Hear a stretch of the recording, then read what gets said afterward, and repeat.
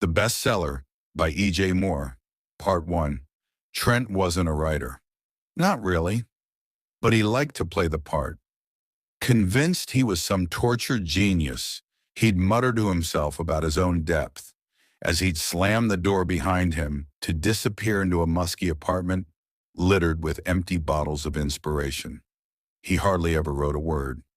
Said he was busy doing research, a classy little euphemism for a full-blown plunge into hedonism. Crowning himself a modern Hunter S. Thompson, he'd push the well-labeled self-destruct button just for the character development. Every few months, mid-binge, he would call his brother David. They hadn't been close since childhood.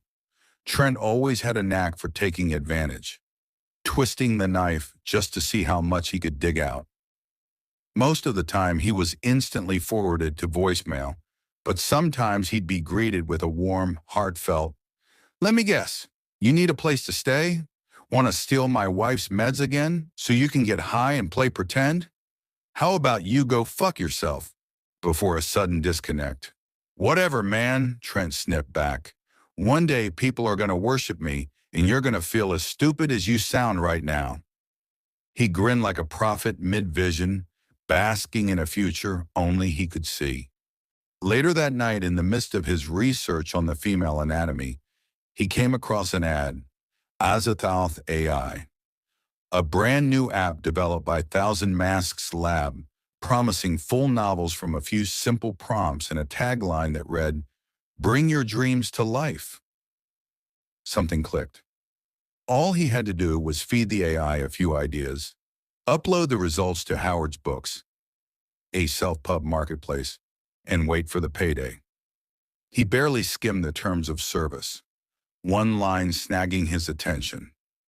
"By proceeding, you consent to the permanent transfer of all unique identifiers across all current and emergent expressions of self." He scoffed. "What's it gonna do? Steal my soul?" He chuckled with an eager flick of the mouse. "Accept, click. Download, click." Trent tittered, lifting his glass in a silent toast to his own brilliance. "A foolproof plan," he slurred, already rehearsing acceptance speeches in his head. Part 2. All of his titles tanked. A romance no one loved. A sci-fi epic no one read. Even a weird pamphlet series on common household bugs that got just one review. WTF. If one sold, it was never more than a handful of copies. His eyes laid heavy on the screen. "Maybe I'm not a writer," he sighed weakly, as if saying it quiet enough might make it untrue. David's voice echoed in his head, cruel and certain. "You're just playing pretend."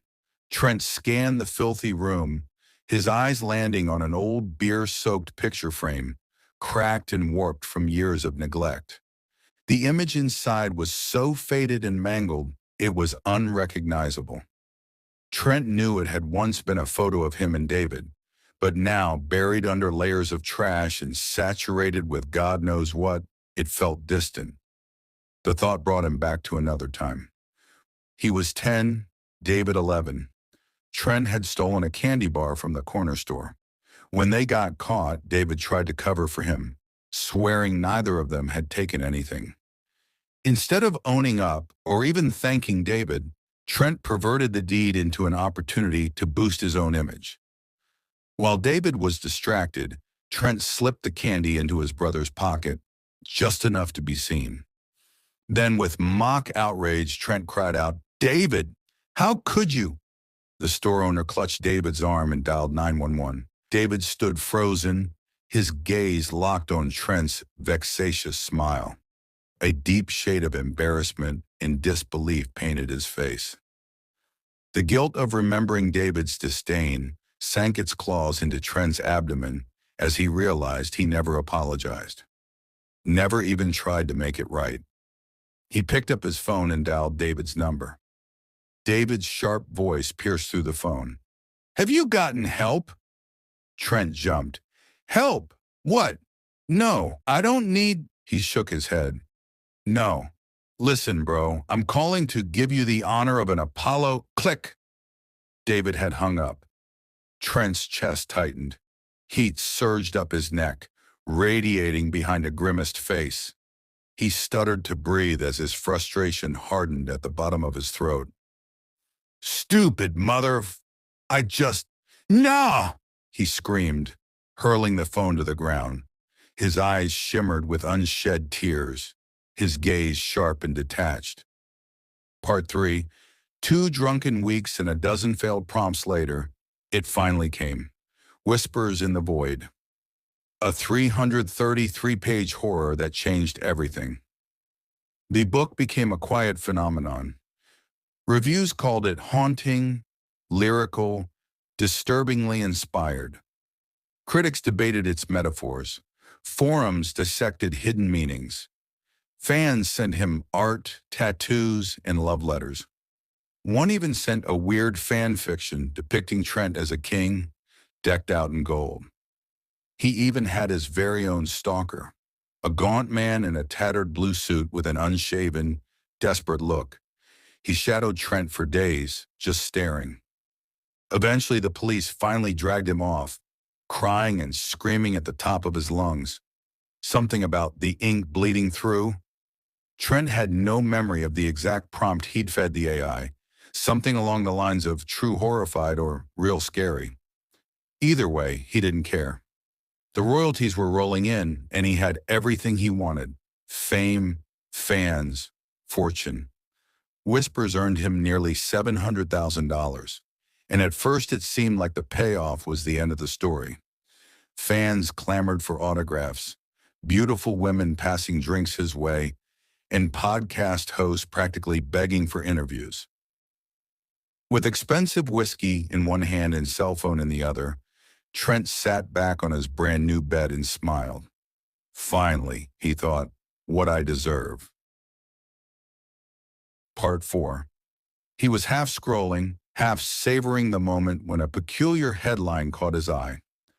Unusual behavior reported among readers of best-selling novel. The article mentioned Whispers in the Void by name.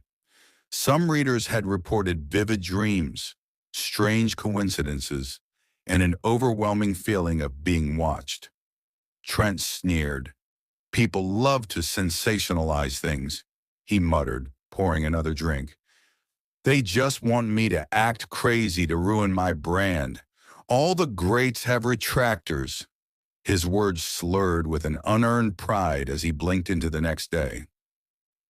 Still buzzed, Trent stumbled out of bed, drawn to the glow of his laptop. He craved the swarm of hard-earned fans feeding his ego. At first, the reviews followed the trend of praise, but as he continued, a cold dread began to coil between his lungs. Nearly every comment echoed the same sentiment. They couldn't finish the book. The whole second half is gibberish, one user declared. Others said things like, I thought I missed something. Went back to reread, and the story was completely different. Asked my friend who also bought it, and she said there was no story at all, just recipes. What even is this? And finally, stopped after 5 pages. Too real. How the hell did you get my picture? Compelled, Trent opened Whispers in the Void for the first time. The prose was mesmerizing, far beyond anything Trent's abilities could produce.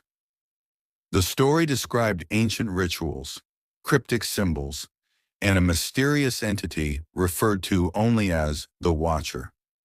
One passage stood out. To gaze upon the void is to crack the mirror of the self. The glyphs are not written, they awaken. The reader is not passive, but vessel. The words remember, the Watcher waits. Whoa. Trent's forehead wrinkled as his eyebrows forced themselves up. A black and white photo of 2 young boys, one with a look of intention, the other had a face of rage and eyes filled with tears. The photo felt hauntingly familiar and strangely alien. Trent's mind quickly began to swirl. He didn't remember prompting anything like this. Part 5. He decided to reach out to Azoth Auth AI's support team. if for no other reason than to confirm whether this was some elaborate glitch or just an insane fluke. He navigated to the company's support page. The interface was minimal, like a forum board from the 90s.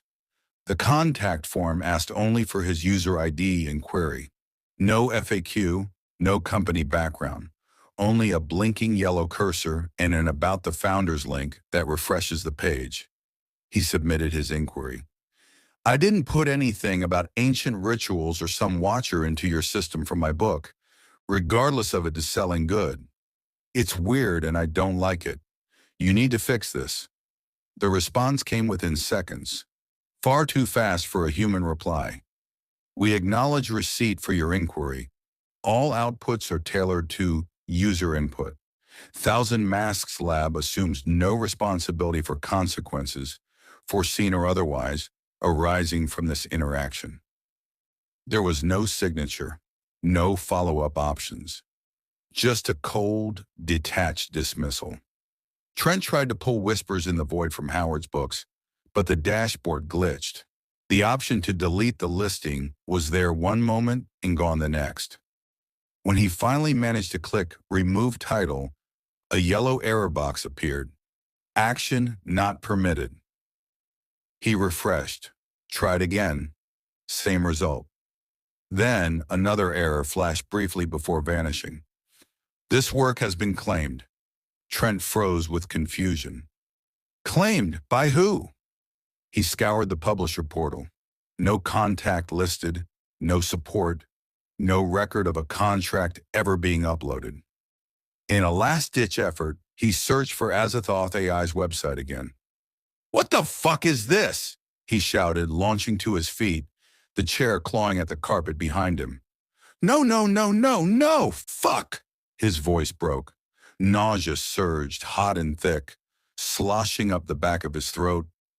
The page he had visited only hours before, now redirected to a blank white screen.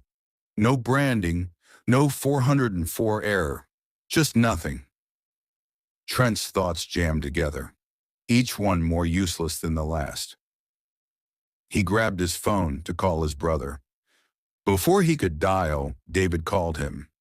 Trent quickly answered. Hey man, perfect timing. I was just about to... With a calm authority, David stopped him. My boss showed me your book. Thought it was hilarious. Yeah, dude, about the book, Trent continued. It's like changing. I didn't even what? David snapped. Didn't even want to tell me Lynn was cheating on me so you can put it in your book and have the whole world think I'm a fucking cuck. David paused.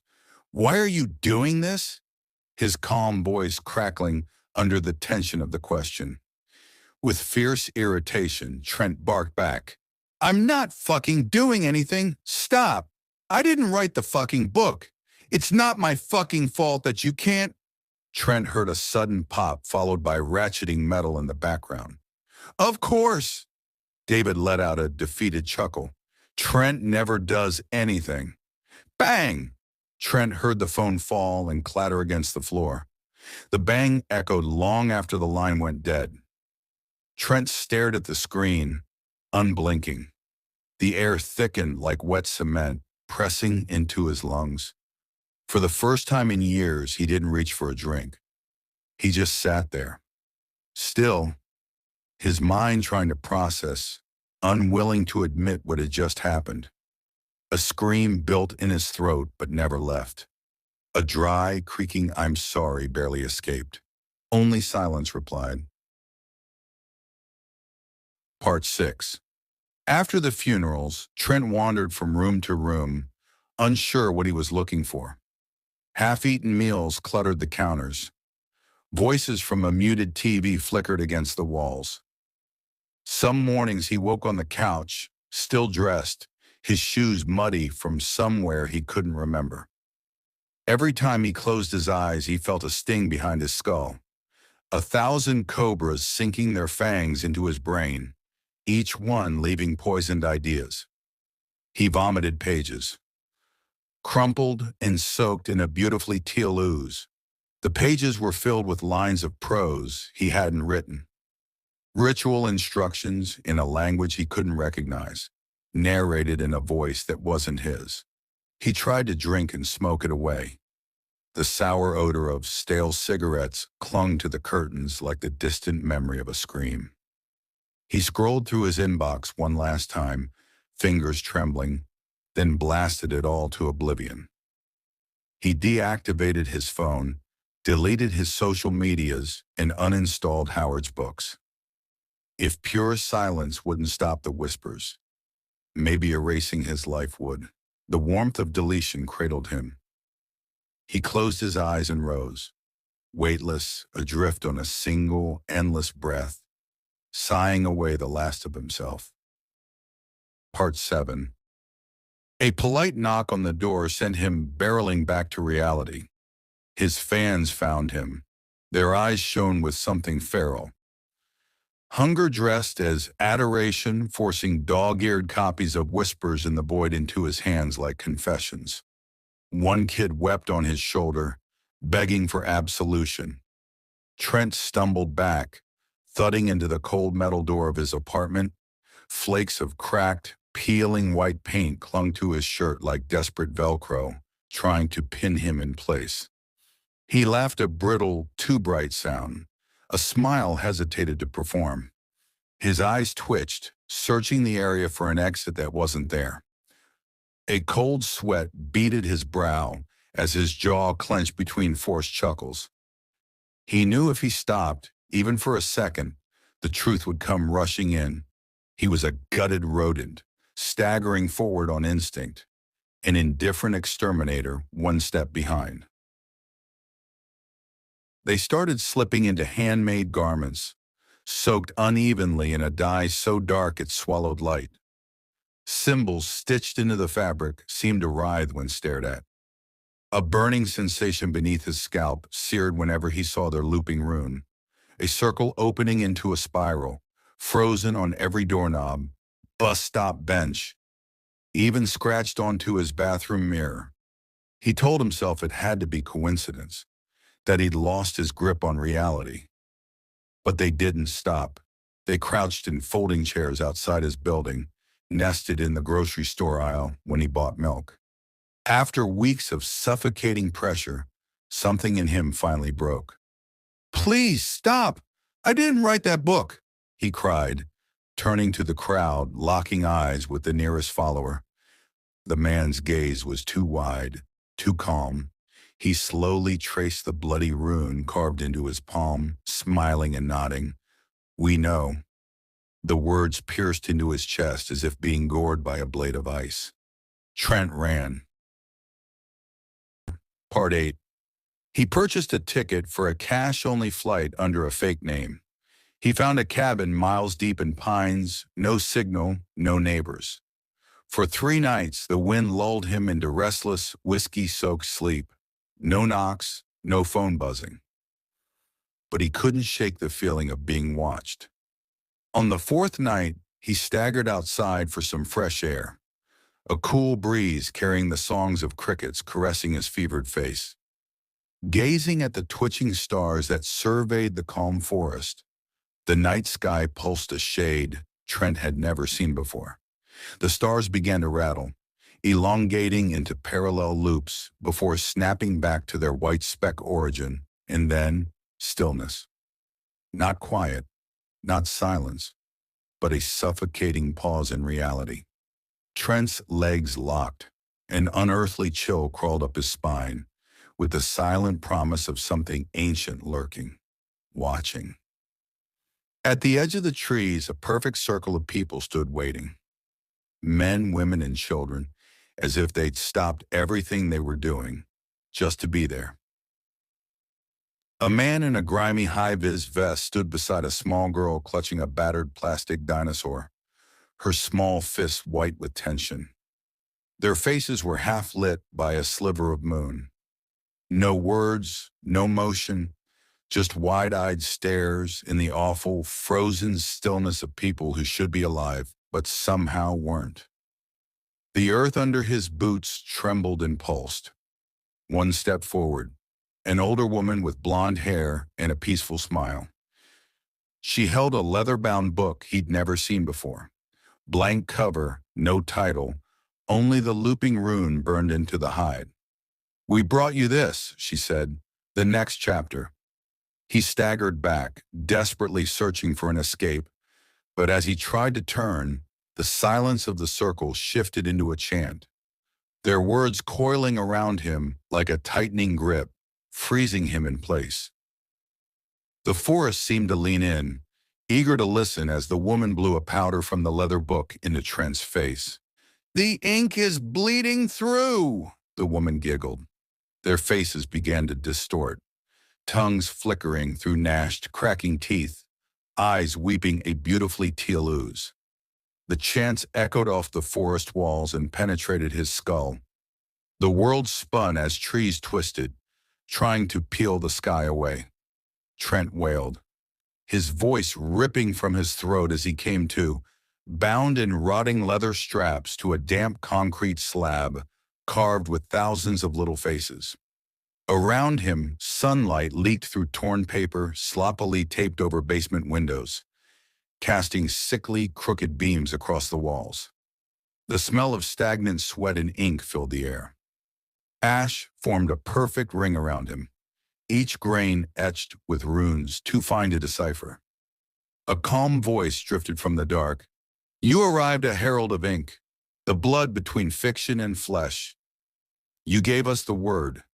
Now bring forth the witness." Behind them, the shadows coalesced into something vast, an absence of light with eyes that gleamed like black mirrors. A tall, emaciated figure, draped in a dirty celadon robe, watched from a distance as if etched into the horizon. The temperature plunged as Trent's breath plumed into icy clouds. The figure raised his hand, each movement dragging against the air like grinding glass. The tattered folds of its robe twisted and writhed in the dead wind. With a sudden snap of its fist, reality buckled. A jagged split seared through Trent's mind. Behind his eyes, a vast, hollow eternity exploded. Endless, hungry, alive. Trent blinked and was back in the filthy apartment. But something was off. The walls were too far apart. The carpet became flat, warping with each step, like a balloon being squeezed, ready to burst. He picked up his phone. Before he could dial, David called him. Trent quickly answered. "Hey man, perfect timing. I was just about to—" "Wait, no, David, I'm sorry." With a calm authority, David stopped him. "This work has been claimed." Trent froze with confusion. He refreshed, tried again. Same result. Trent tittered, lifting his glass in a silent toast to his own brilliance. "Please stop! I didn't write that book," he cried with an eager flick of the mouse. "Accept, click. Download, click." He gasped, trying to catch his breath as everything shifted back to the basement. That's when he felt it. Something black and wet blooming beneath his skin, thick as oil, threading through him with an ancient familiarity. His vision blurred until he saw floating before him the black and white photo. He fought to look away, begging those around him, "I'll do anything," when a hand in a tattered blue suit sleeve yanked his head back by the hair, pulling so hard he swore his scalp would tear. His eyes were held captive, fixated on the image. Two boys, one caught mid-laughter, the other drenched in tears. His heart froze as it finally became clear. This wasn't a random AI hallucination, but the portrait of him and David, neglected, soaked, and distorted with booze. Except this time the figure lingered in the background, half swallowed by the vignettes of time. A low, thunderous laugh rumbled from the image as the boy's eyes blazed white-hot, as if the paper itself was catching fire where their souls should have been. And in that excruciating moment, Trent Johns felt true inspiration wash over him for the first time. The story writing itself in place of his existence was horrifying and euphoric. "I'm brilliant," he whispered, tears streaming down his shaking face. Not from fear, but from the brutal clarity of finally seeing what he had turned himself into. Trent wasn't a writer. Not really. He wasn't even a pen. He was the prologue to "Thank you for using Azathoth AI. Would you like to generate another story?"